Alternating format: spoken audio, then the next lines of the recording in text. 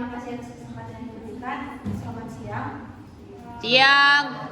Kami dari kelompok 3 akan mempresentasikan materi mengenai pengujian kabel transport serat optik.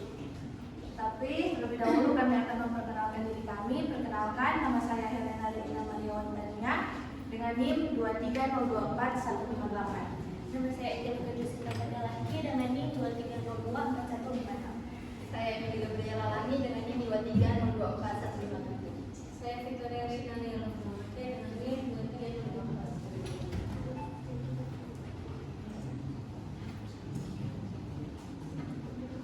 23024. Apa itu fiber optik?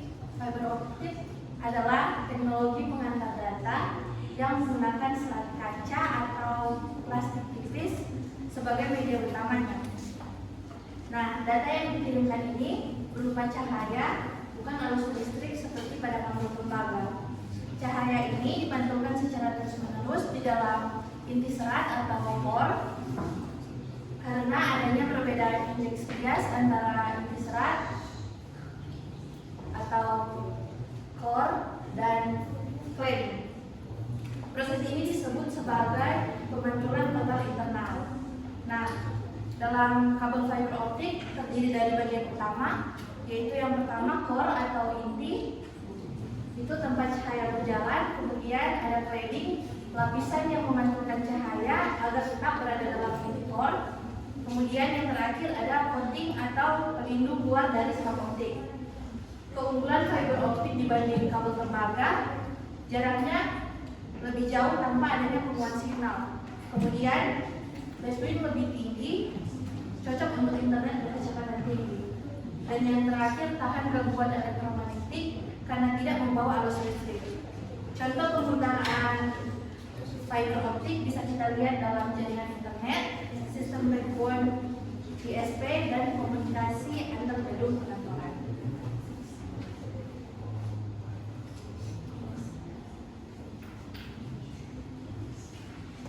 Dan yang kedua, apa itu kabel transport?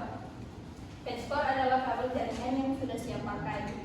Biasanya digunakan untuk menyambungkan dua perangkat secara langsung, seperti dari switch ke router, patch panel ke media converter, atau dari terminal outlet ke komputer.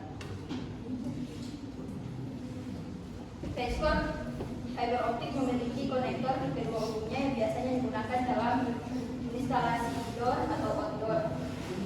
Panjangnya bervariasi, umumnya dari 0,5 meter sampai dengan 10 meter. Jenis transport ada dua berdasarkan serat optik. Yang pertama single mode jarak jauh dan multi mode jarak dekat. Walaupun sering digunakan untuk koneksi jarak pendek, pada transport tetap harus diuji kelayakannya karena kerusakan kecil bisa mengganggu sinyal.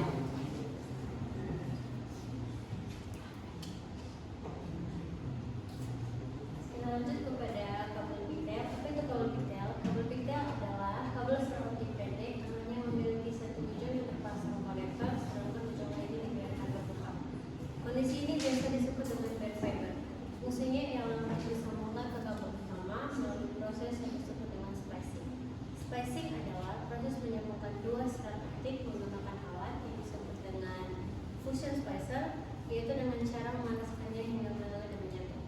Langkah-langkah yang digunakan untuk membuat kabel pigtail ialah yang pertama stripping, yaitu mengupas lapisan pelindung serat. Yang kedua ada cleaning, yaitu membersihkan serat menggunakan alkohol. Yang ketiga ada clipping, yaitu memotong serat dengan presisi. Yang keempat ada fusion, yaitu menyambungkan serat menggunakan alat fusion splicer. Dan yang kelima ialah protection, yaitu menutup sambungan dengan cara head shrink sleeve atau lapisan pelindung korasi.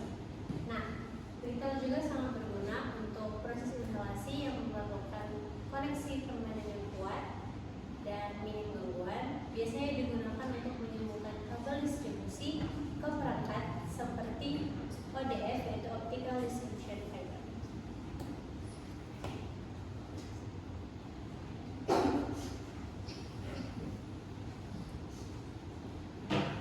Apa saja alat dan bahan pembuatan kabel pigtail sudah dijelaskan tadi. Dan sekarang kita masuk pada apa itu splicer.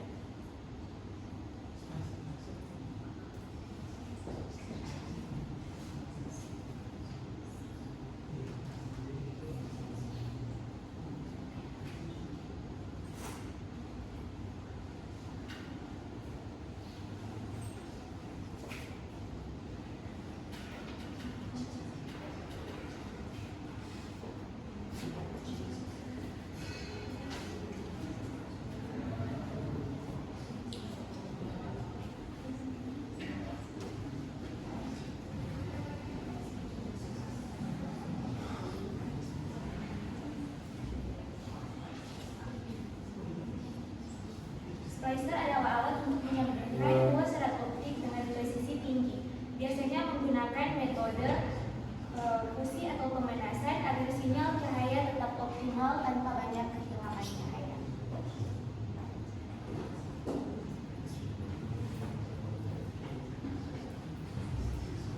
Selanjutnya kita masuk di alat pengukur redaman.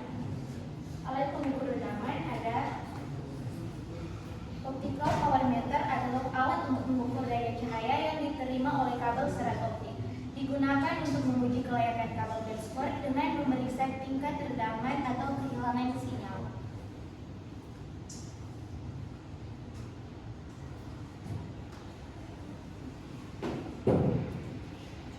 Bagaimana cara mengetahui jika terdapat kerusakan pada kabel petskort?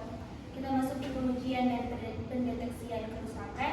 Setelah kabel seperti petskort dan pigtail dipasang, penting untuk melakukan pengujian guna memastikan kualitas sambungan dan mendeteksi kemungkinan kerusakan.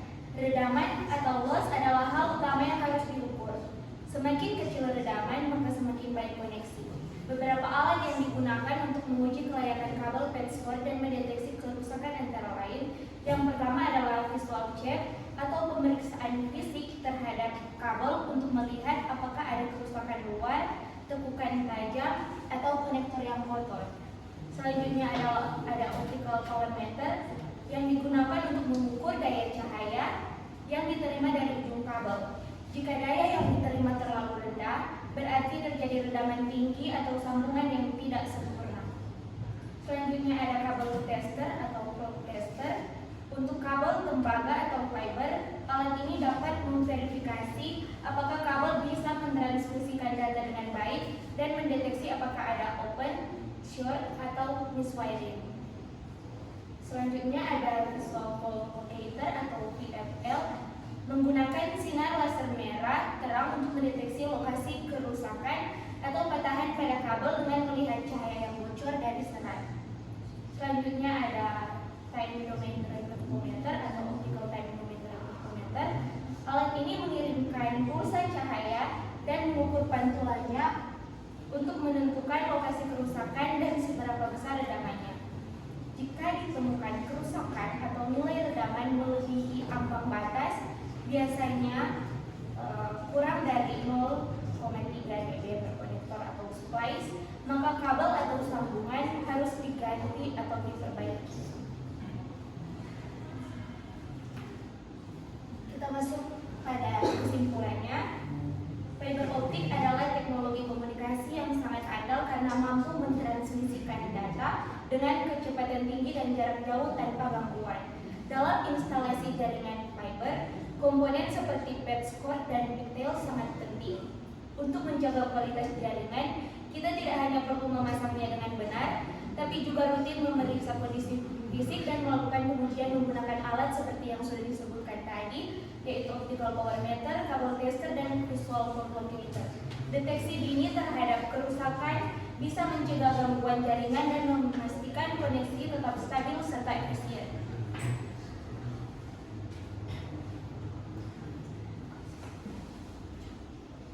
Sekarang kami dari kelompok 3 membuka sesi tanya jawab. Untuk teman-teman yang memiliki pertanyaan terkait presentasi kami, dipersilakan. Baik, terima kasih untuk kesempatan. Saya dari kelompok 5, Pratiwi Rizkendo. Di sini saya akan bertanya di bagian pigtail dan splicing.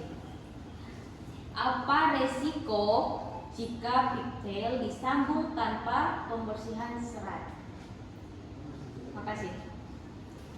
Terima kasih untuk pertanyaannya. Baik, saya akan menjawab pertanyaan dari Mbak Tiwi.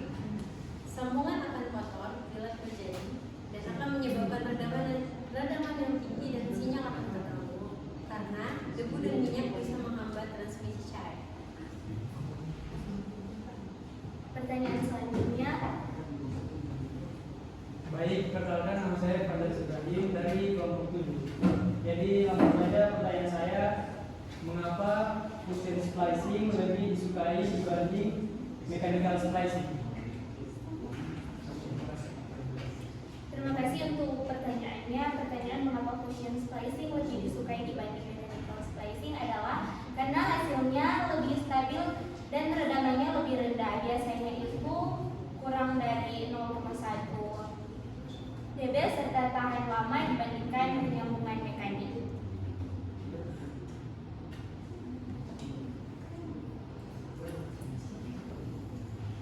Apa masih ada pertanyaan?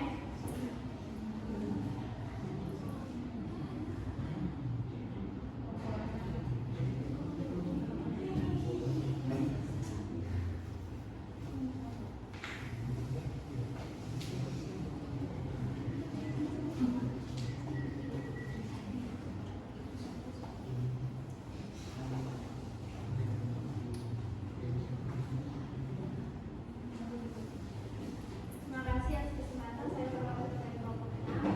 Ini bertanya, apa fungsi liturgical proses splicing? Terima kasih.